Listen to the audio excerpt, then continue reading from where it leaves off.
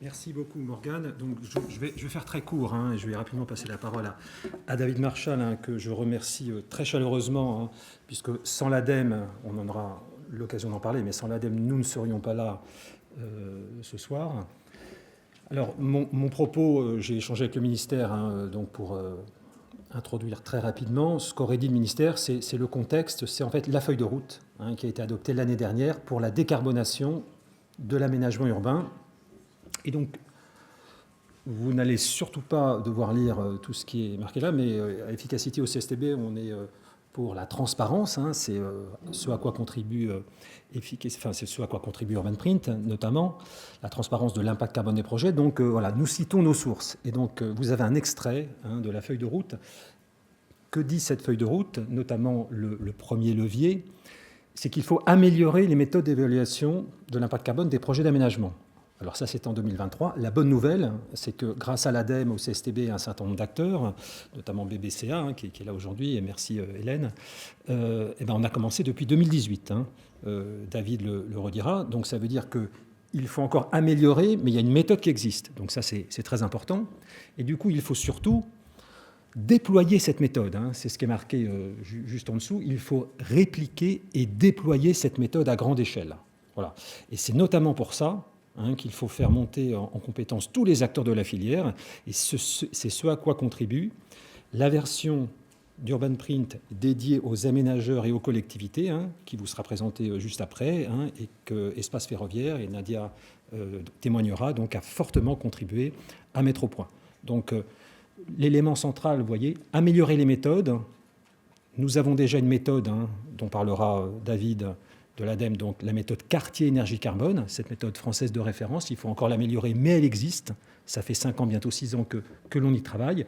Il faut déployer à grande échelle et il faut aussi capitaliser. Parce qu'à partir du moment où on déploie cette méthode, nous avons la capacité, grâce aux très nombreux bilans carbone des projets d'aménagement qui sont faits, il y en a déjà une centaine, de comprendre comment les projets les plus vertueux y arrivent. Et c'est tout. Et donc, cette capitalisation, ces retours d'expérience, c'est ce qui nous permet aujourd'hui de mettre en place, de lancer les travaux qui vont permettre la mise en place de l'Observatoire national de la performance carbone des projets d'aménagement, donc l'Observatoire Cartier Énergie Carbone. Donc vous voyez, cette feuille de route préfigurait déjà, il y a 1 an, le fait qu'il faut capitaliser, valoriser les bilans, les REX, etc., pour faire monter en compétence toute la filière.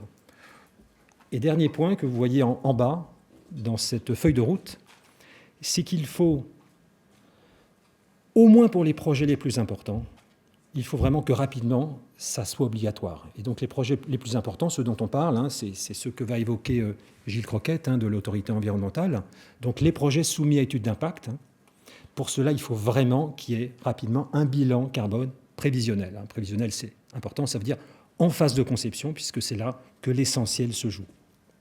Voilà, c'est ça l'élément de contexte que je voulais rappeler.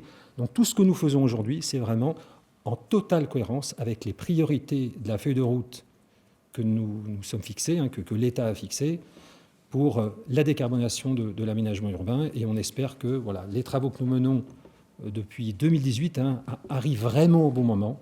Et nous sommes, comme on va le voir, dans une phase maintenant d'amélioration, mais aussi de déploiement, de montée en compétence de toute la filière et de retour d'expérience que va nous permettre cet observatoire national qui est mis en place, encore une fois, grâce à l'ADEME, au ministère. Alors le ministère n'est pas là, mais quand même, je souhaite remercier l'implication depuis des années de la DHUP et en particulier de la sous-direction de l'aménagement durable qui s'implique et qui va continuer à s'impliquer dans ce sujet de la décarbonation. Je mentionne, pour finir, juste un exemple.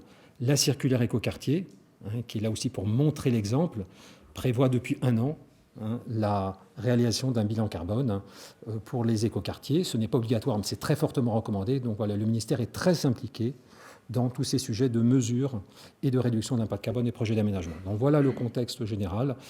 Et je laisse maintenant David Marchal de l'ADEME présenter plus précisément son implication sur ce sujet depuis des années.